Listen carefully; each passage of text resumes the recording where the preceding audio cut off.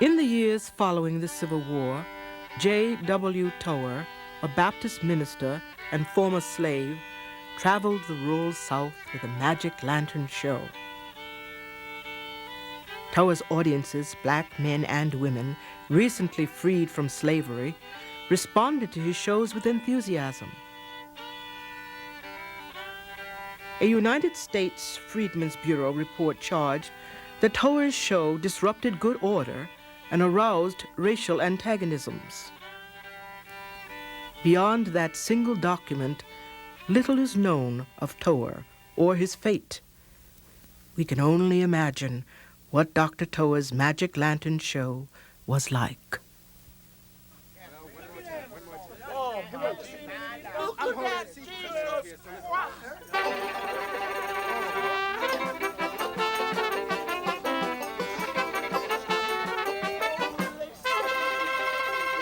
Come on in, brothers and sisters. Come one, come all.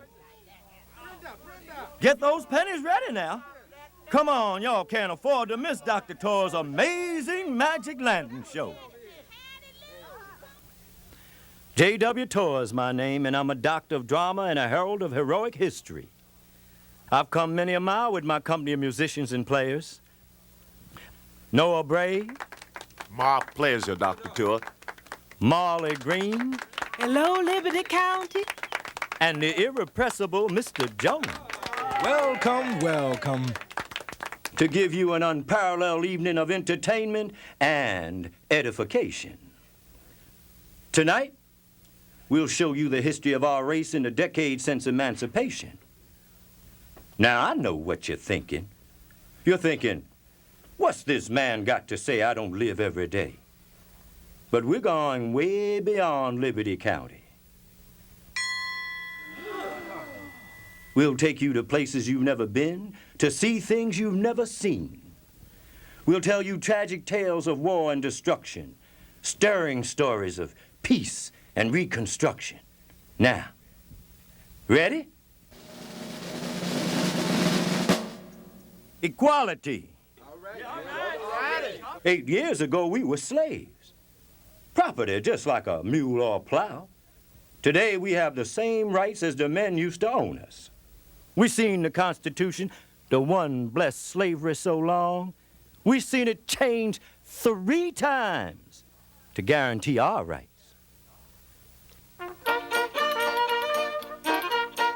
Yes, sir.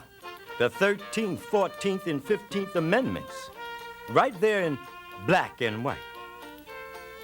We can march, we can meet, and above all, we can vote. We got that right in '67, and we've been electing colored men to office ever since. Matter of fact, not long ago, Hiram Revels took a seat in the U.S. Senate. The very seat once held by the infamous Confederate Jeff Davis. You think that's something? Seemed like every town, city, and state across the South electing colored men. Republicans, most of them former slaves. Pretty fine, don't y'all agree? But the Lord works in mysterious ways, especially when it comes to some white people. Look how they'd have picked us up north. This one's courtesy of Harper's Weekly. Can't stand the thought we equal citizens now. And look at this disgusting representation. And this. All right, Dr. Toer. Looks like I'll have to tamp down on your exaggerating ways, as usual. Well, if it ain't Mr. Jones, our high-toned brother from the North, what do you have to say about these derogatory depictions, Mr. Jones? Oh, those pictures are scandalous, Dr. Toer. But I'm sorry to say there's truth in them. Some of these politicians betrayed the trust. This picture says it all, Dr. Toer. Ignorant men choosing corruption over independence. Well, you know what one black legislator said? I've been sold 11 times in my life, and this is the first time I ever got the money. Very funny, Dr. Toer. Point is, Mr. Jones, if black votes are being sold, who's doing the buying? White people been buying and selling votes for years. Anybody ever say the white race ain't ready for the vote? Besides, the men we elected are doing just fine. They passing rights laws and appointing black police, putting blacks on juries, and making sure taxes fair for poor folks. Black votes done that, and a handful of white votes, too. Some poor white farmers come along because they see if the bottom rail come on top, maybe all poor folks benefit. That's why the big planters slander our leaders. What's puzzling is why so many Yankees side with them against us. Sometimes it seems like Yankees don't want us to be free. How can you say that, Dr. Toer? Yankees bled and died for our freedom. Without them, there never could have been scenes like this. We don't want to take nothing away from Yankee soldiers or from President Lincoln, God rest his soul. But the Emancipation Proclamation would be just a piece of paper flapping in the wind if we hadn't made it something more. Freedom wasn't just given us. We fought for it. I'm sure every one of you here tonight knows somebody fought in the Great War. Fact is, nearly 200,000 colored men served in the Union Army. And more than 1/3 of those black soldiers died.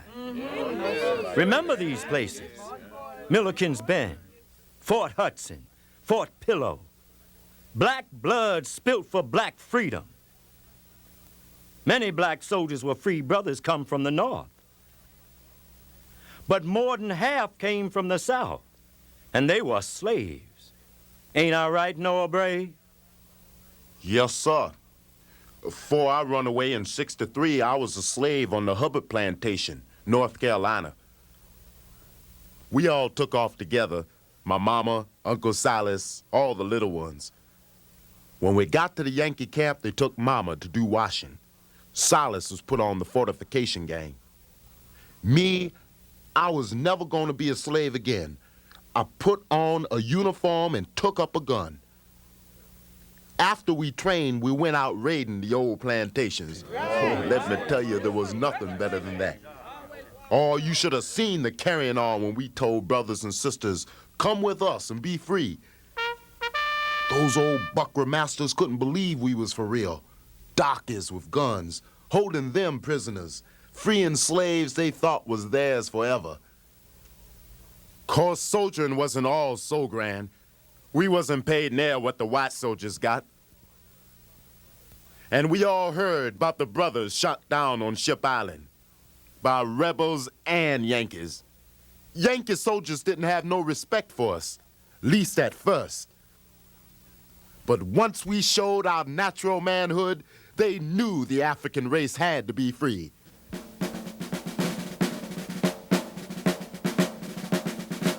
I think the best day of my whole life was when we took Charleston.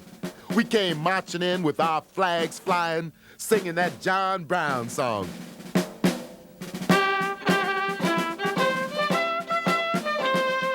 That was the day I knew we done won the war, that slavery was gone, trampled and dead, that the glory days was here.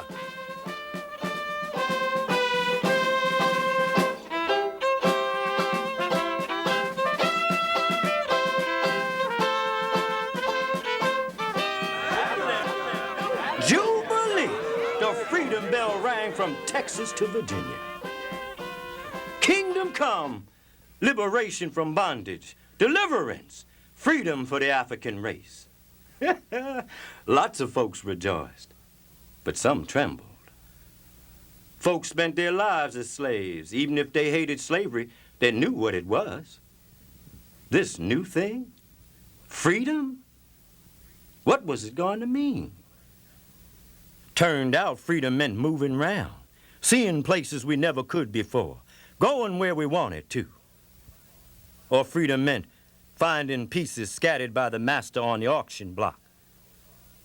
This here's a woman crossed 5 states looking for her children. That's another thing freedom meant, putting families back together. or setting up churches where we could praise the Lord loud and clear without the prying eyes of a master. And freedom in education, learning to read and write for the first time. Masters always kept us from learning. How many times you heard him say, "An educated nigger's a dangerous man, That's just true. Now schools are popping up everywhere. St. Simon's Island, they hold classes in an old cotton warehouse. In Richmond, they took over the old slave jail, made it into a school. If that don't beat all. And where there ain't no buildings to use, folks just put one up. Well, Dr. Toer, this time we agree. Oh, how delightful, Mr. Jones. Education, uplift, Northerners, black and white, leading a battle against ignorance. Well, I am truly grateful to Yankee teachers, Mr. Jones. Ain't we all? The ones started those schools, though. They wasn't from up north. They were freed slaves, just like everybody here tonight. You admit they'd be helpless without the Yankee teachers and their books, though. Jones, sometimes I don't know why I keep you in this show. See, the good services of Northerners are only half the story. The rest you just don't understand. And neither do most Yankees. Now listen. Independence. You know what that means, Mr. Jones? That means land, a farm of your own. Parcel of land without no white man standing over you, barking orders, telling you go here, go there, pick this, pull that. That's why during the Jubilee, we all heard talk about the government giving every black family 40 acres and a mule. In some places it happened too. Actually did. In Georgia and South Carolina, along the coast. When the Yankee troops took that land, they said, split it up and start farming. 800,000 acres of land was set aside in those states, and 20,000 families moved right in. 20,000 families. Some places, folks got land early as 1862, and we just happen to have one of them here. Marley Green, it's your turn. Well, folks, freedom didn't change everything, but it was different. No more masters, no more drivers. Now us was working for we. 3 years we had it like that. Raise up everything. Tomatoes and yams, eggs and milk. Things was pretty good till the war ended. What happened next wasn't good. A Yankee general come to say us got to give the land back to the buckra. Soon old Singleton was back with Yankee soldiers. Sign a contract to work for him, they ordered. Sign that contract or leave. Well, some folks left. We signed. You see, no matter what, that old place was my home. Next couple years sometimes, I wish us left. Singleton made we go back to working in big gangs, driver watching our sweaty backs, just like slavery. And his contracts had all sorts of rules, like we can't grow gardens, can't leave our house at night, except if he says so. Or how if we insolent, we'll lose a month's pay. It was bad. So I told Singleton, we'll do as we please at night time. You try to stop us, we'll leave and you'll never get nobody to work here. As for working in gangs, we said, we'll work on our own without you or your damn driver standing over us. We had meetings, lots of them, figuring out what to do. And when we elected Sam Sheriff, Singleton didn't have no police to force those contract rules. It was like all my life. I live with a pot over my head till freedom come, and the pot come off. and I could see the sun and the wind and the sea. Maybe the buckra owned the land, but I just couldn't let him put that pot over my face again. Understand the South better now, Mr. Jones? Well, I see Marley wanted her own land, and she was sorely disappointed when she didn't get it. All that hubbub, though, about gangs or no gangs, gardens and meetings, it's beside the point. If black folk are going to get anywhere, it's by pulling themselves up by their own bootstraps. Working hard, working steady. You work, you get more money, and you buy some land. And then you don't have to contend with the planter. You can be the boss yourself. That's the way we do it up north, Dr. Toer. Jones, won't you Yankees ever see what's happening down here? It's part cause of blindness of Yankees that folks like Marley got no land now, and never will. Y'all gave the land back to the old buckra, and he won't ever sell it to us. He wants us to work it for him. Can't you see? Without land of our own, we'll never get to stand on our own 2 feet. Now they got us boxed in. If somehow we do get a hold of a few acres, whites come round to kick us out. They come at night and they wear disguises. They call themselves the Ku Klux, or Knights of the White Camellia. They drive us off the land, or kill us. They bust up our meetings. They burn down our schools and churches, protecting the Anglo-Saxon race, they say. Now, this ain't nothing you folks don't already know firsthand. A while back, the United States Congress held hearings and learned for themselves. Black corpses lying in the road, folks beaten in the woods, mutilated and shot. Abram Colby of Georgia, beaten for voting for President Grant. Harriet Stiver, a school teacher in Mississippi, whipped and violated for refusing to close her school. Reverend Benjamin Randolph of South Carolina, killed while speaking at a political meeting. The list goes on and on. 20,000 of our race were killed in 3 years before Yankee soldiers finally stepped in. Who knows how many of us will die before they help us next time, or if they'll help us at all. Dr. Toer, Yes, Mr. Jones? I thought this show was about freedom. Looking at all this death and dying, it hardly seems like freedom ever happened. Well, it could seem that way. The truth is just the opposite, though. Think about what you've seen tonight, and then ponder the targets of the Ku Klux. They strike out at our politicians and drive away our white allies. They attack our farms, our schools, our churches. Exactly those places you see how much freedom we really won. Yeah. The Klan has just proven how far we come and how fast. Yeah. See, freedom's more than striking off the chains. That was only the first step of a long journey. Now they're trying to turn us around, but they can't. We come too far for that.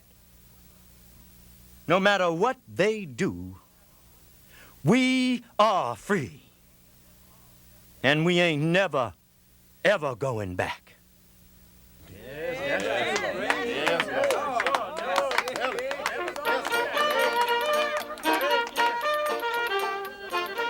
Well, that's all for tonight, brothers and sisters. Thank you kindly for coming by. On your way out, Molly Green will be at the door with a hat to collect anything you can spare to help us on our way. Yes, every penny will help. Thank you, sir. Oh, thank you.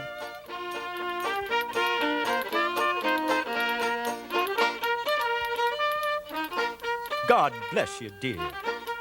Careful going home now. God bless you all.